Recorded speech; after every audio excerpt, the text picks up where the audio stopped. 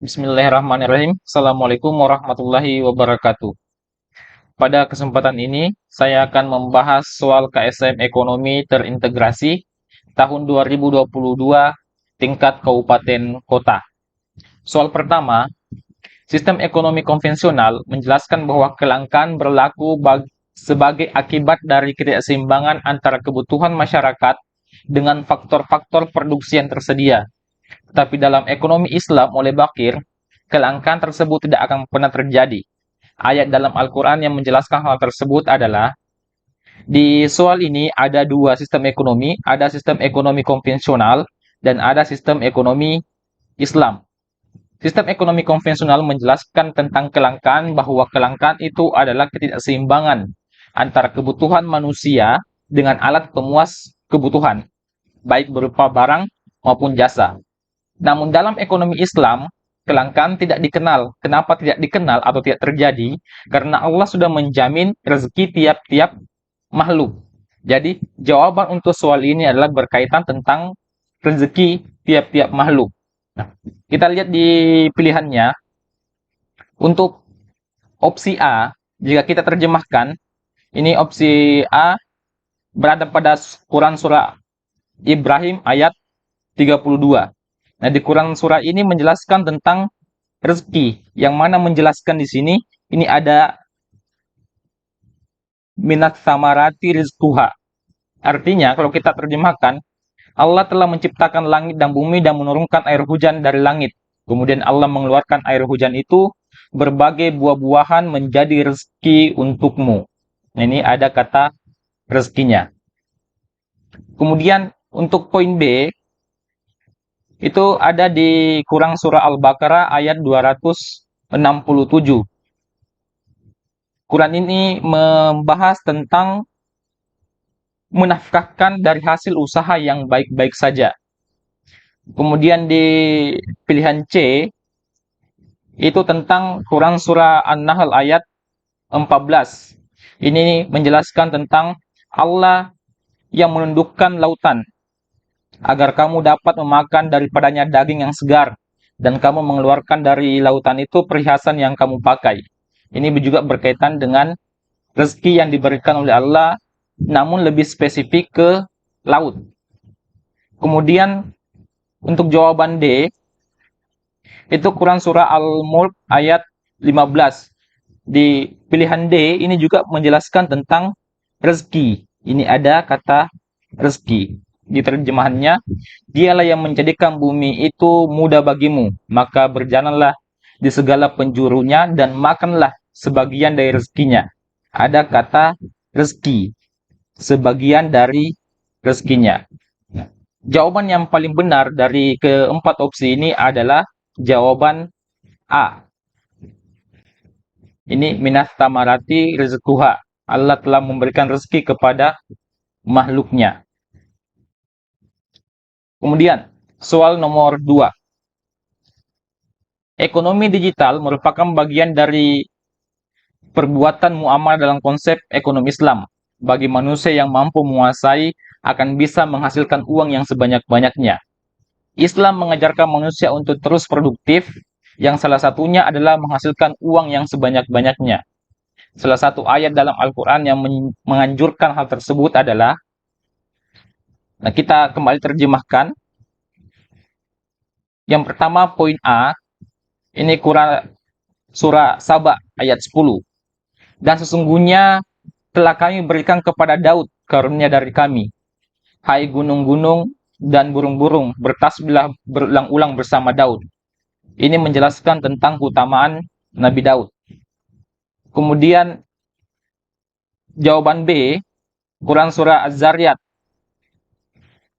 menjelaskan tentang amal soleh. Keutamaan melakukan amal soleh.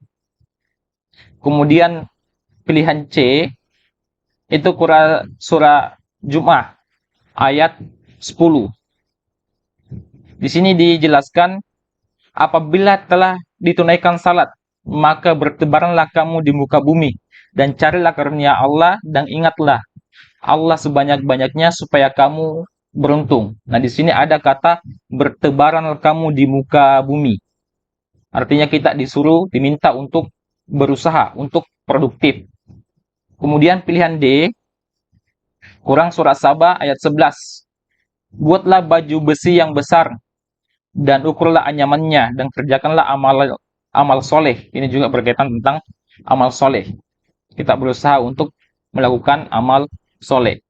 Jadi jawaban yang mendekati atau jawaban yang benar dari pertanyaan ini adalah C. Bertebaranlah kamu di muka bumi. Kemudian nomor berikutnya, nomor 3. Perhatikan gambar surplus konsumen dan surplus produsen. Berdasarkan gambar di atas, luas titik OP1B menunjukkan ini ada titik O, kemudian P1 dengan B, berarti yang ini. Luas titik ini menunjukkan apa? Ini adalah surplus produsen. Nah, ada dua surplus, ada surplus konsumen dan ada surplus produsen. Kita lihat dulu penjelasannya. Yang dimaksud dengan surplus konsumen adalah keuntungan yang diperoleh konsumen karena membayar harga lebih murah dari harga yang dapat mereka bayar, atau selisih antara jumlah yang konsumen sedia bayarkan dengan yang harus dibayar.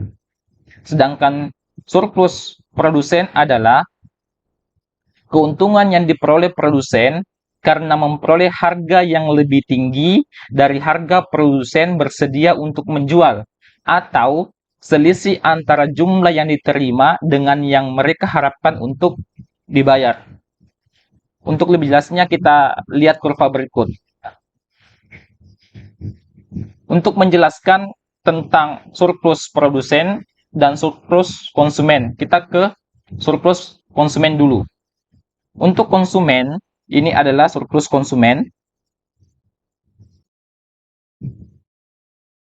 Untuk konsumen, anggaplah bahwa harga tertinggi suatu barang adalah 25.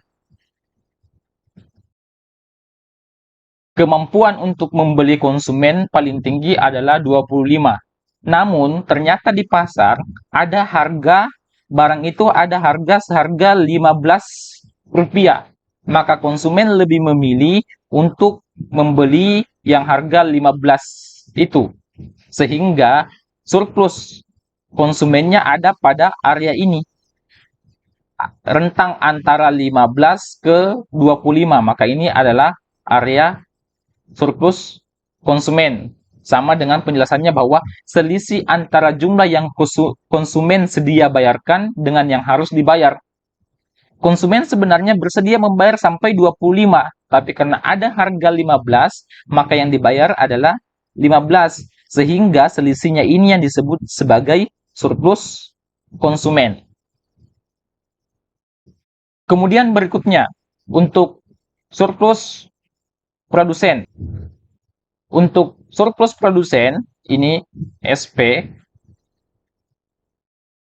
pengertiannya adalah selisih antara jumlah yang diterima dengan yang mereka harapkan untuk dibayar, atau keuntungan yang diperoleh produsen karena memperoleh harga lebih tinggi dari harga produsen bersedia untuk menjual.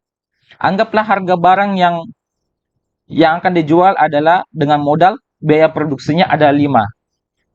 Ternyata di pasaran harganya adalah 15. Jadi daerah ini adalah daerah surplus produsen, selisih antara jumlah yang diterima dengan yang diharapkan untuk dibayar, atau keuntungan yang diperoleh produsen lebih tinggi daripada harga jual atau harga produksi. Kita lihat pilihannya. Yang pertama, untuk A, jumlah yang diterima produsen lebih besar dari jumlah yang harus dikeluarkan dalam memproduksi barang atau jasa. Nah, ini bisa, benar. B, jumlah maksimum yang dapat dibayar konsumen Ini ada kata konsumen, kita ke produsen. Kemudian C, jumlah yang diterima produsen lebih kecil. Nah, di sini tadi dijelaskan bahwa keuntungan lebih rendah dari harga yang dibayarkan, berarti lebih banyak. Berarti ini salah. Poin D, jumlah maksimum yang mampu dibayar konsumen. Ini juga salah karena ini berkaitan tentang konsumen, sedangkan yang kita inginkan adalah keuntungan yang diperoleh produsen. Ini ada kata produsen, harganya lebih tinggi. Nah, ini. Berarti jawaban yang benar adalah poin A. Berikutnya, soal nomor 4. Peran fintech antara lain. Yang pertama ada menyediakan pasar bagi pelaku usaha. Yang kedua menjadi alat untuk pembayaran. Yang ketiga menyederhanakan rantai transaksi. Yang keempat mitigasi risiko dari sistem pembayaran yang konvensional. Yang kelima menekan biaya operasional dan biaya modal.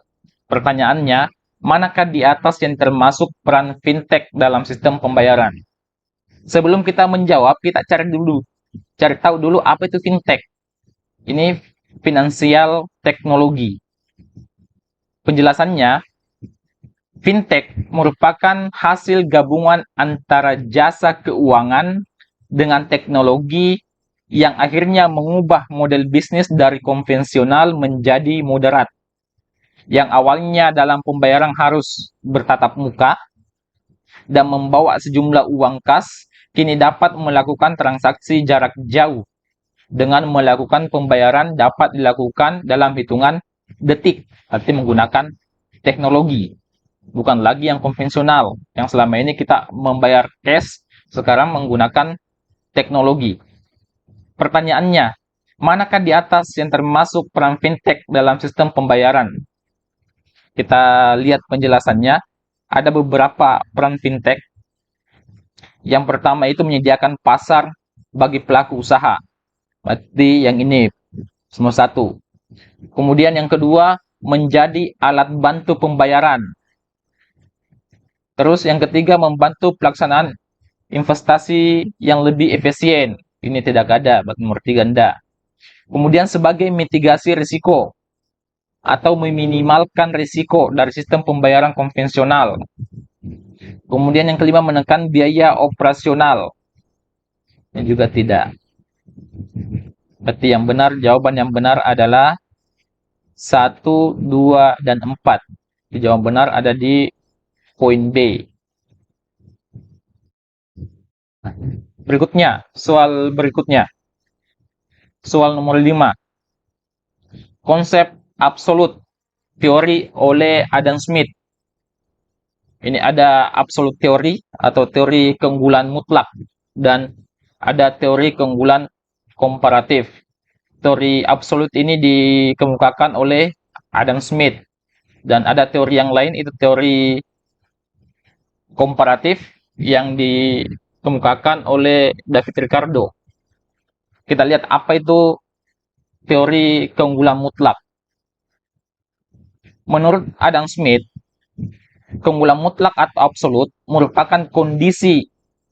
Ini kondisi suatu negara bisa memproduksi barang dan jasa jauh lebih banyak dibandingkan dengan negara lain dari segi efisien, yaitu dari segi biaya yang rendah tetapi keuntungan yang lebih besar.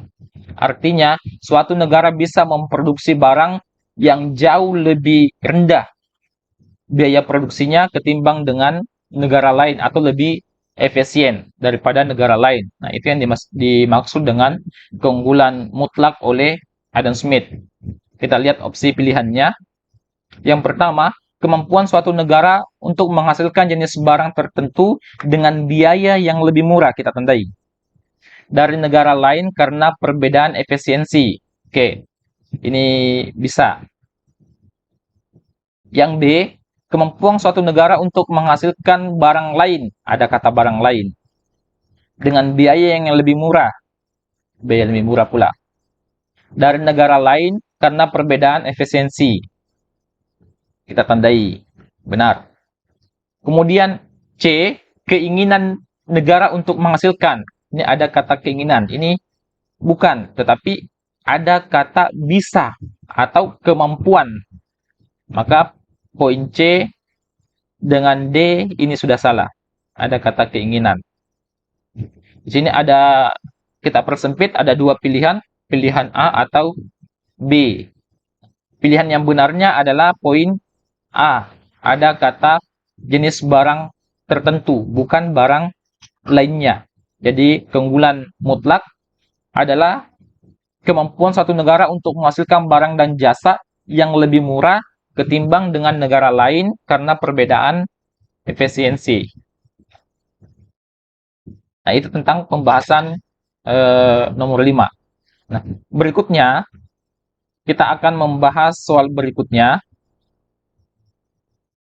Namun pada kesempatan kali ini kita hanya sampai dulu di nomor 1 sampai 5. Pembahasan 6 sampai 10 kita akan bahas di pertemuan berikutnya. Terima kasih. Assalamualaikum warahmatullahi wabarakatuh.